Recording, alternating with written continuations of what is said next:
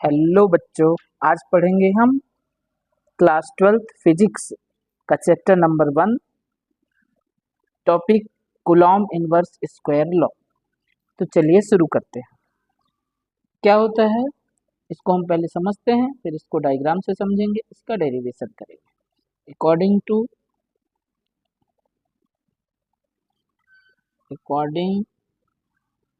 To these law according to these law the attraction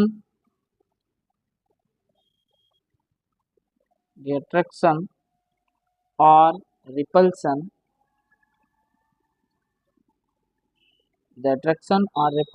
force between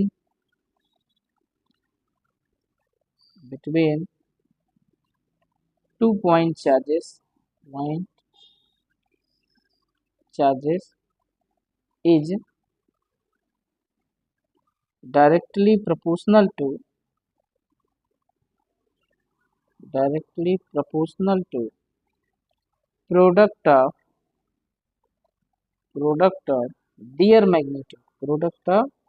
is directly proportional to product of their magnitude and inversely proportional to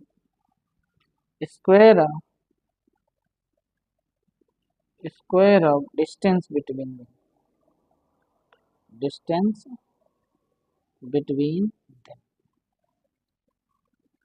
ठीक है बच्चों, ये law क्या बोलता है कि अट्रैक्शन और repulsion force between two point charges is directly proportional to product of their magnitude and inversely proportional to square of distance between them.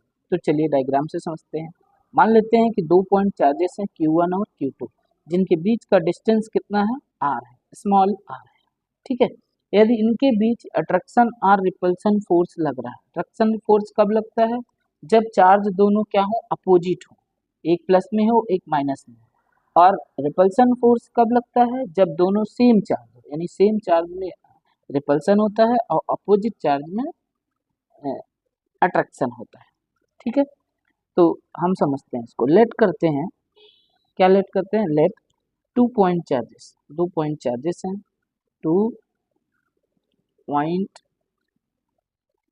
Charges Q1 and Q2, दो पॉइंट चार्ज है Q1 और Q2 जो placed a part of small r distance, to each other, जो दोनों एक दूसरे से कितने दूर पर हैं? स्मॉल r डिस्टेंस पे प्लेस्ड है। इफ इनके बीच में फोर्स क्या हो, F, if force between them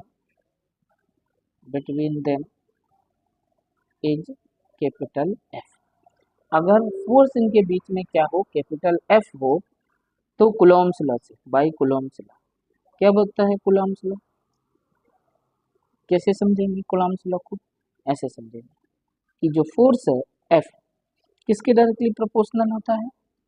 उनके चार्ज के, दो चार्ज हैं Q1 और Q2, दो चार्ज हैं, इनके प्रोडक्ट के, इनका प्रोडक्ट है Q1 डॉट Q2, इनका क्या हो गया, प्रोडक्ट हो गया। तो force, the attraction or repulsion force between two point charges is directly proportional to product of their magnitude and, और क्या बोलता है कि वही फोर्स जो होता है इनवर्सली प्रोपोर्शनल होता है, inversely proportional to square of distance between, अब देखो बच्चों, इसको दोनों को हम एक साथ लिखते हैं। यहाँ दोनों को जब हम एक साथ लिखते हैं तो F इज डायरेक्टली प्रोपोर्शनल, क्या जाएगा, Q1 Q2 upon R square.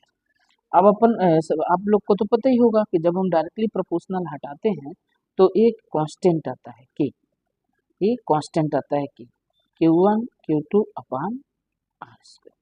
Where K क्या है, यहाँ पे समझते हैं। K क्या है? कांस्टेंट है। क्या है? कांस्टेंट है। K क्या है? कांस्टेंट है। के की वैल्यू कितनी होती है 1/4πε0 या 9 × 10 की पावर 9। दो वैल्यू, इसको सॉल्व करने के बाद यही वैल्यू आती है, तो इनमें से हम कोई भी एक वैल्यू यहाँ पुट कर सकते हैं के की वैल्यू में। तो चलिए हम पुट करते हैं। तो F इक्वल टू आ जाएगा के की वैल्यू क्या आ जाएगा 1/4πε0 Q1 Q2 अपान R², ये आएगा कूलम्ब्स लॉ का फॉर्मूला। और इसी को हम क्या लिख सकते हैं बच्चा लोग, इसी को हम लिख सकते हैं F इक्वल टू 9 × 10 की पावर 9 Q1 Q2 अपान R², ये हो जाएगा कूलम्ब्स लॉ का डेरिवेशन, जो पेपर में कई बार पूछा जाता है। जिसको स्क्रीनशॉट चाहिए तो स्क्रीनशॉट ले सकते हैं।